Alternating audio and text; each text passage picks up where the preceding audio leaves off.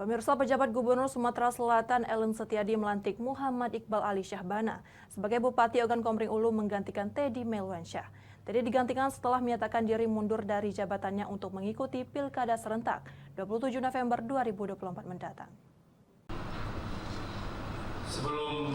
Pejabat Gubernur Sumatera Selatan Ellen Setiadi melantik Muhammad Iqbal Ali Syahbana sebagai pejabat Bupati Ogan Komering Ulu menggantikan Teddy Melwansyah di Istana Gubernur Geria Agung Palembang. Iqbal menggantikan Teddy setelah menyatakan diri mundur dari jabatannya untuk mengikuti pemilihan kepala daerah Ogan Komering Ulu pada Pilkada serentak 27 November 2024 mendatang.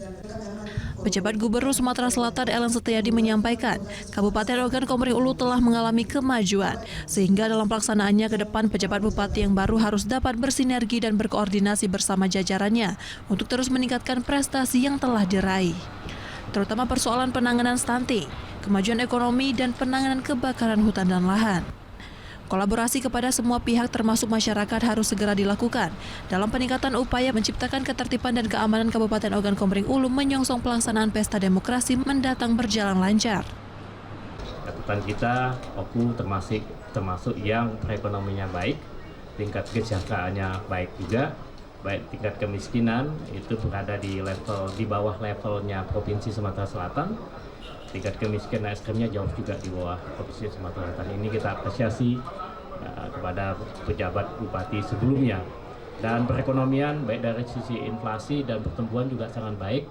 Dan ini mesti diteruskan oleh pejabat bupati yang baru.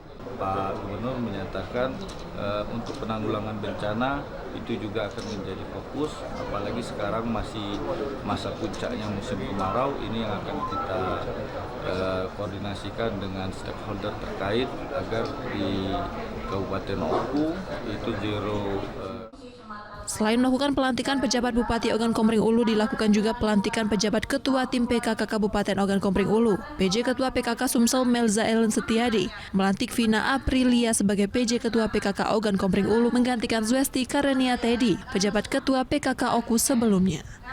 Dari Palembang, Muhammad Riza Fahlevi, iNews melaporkan.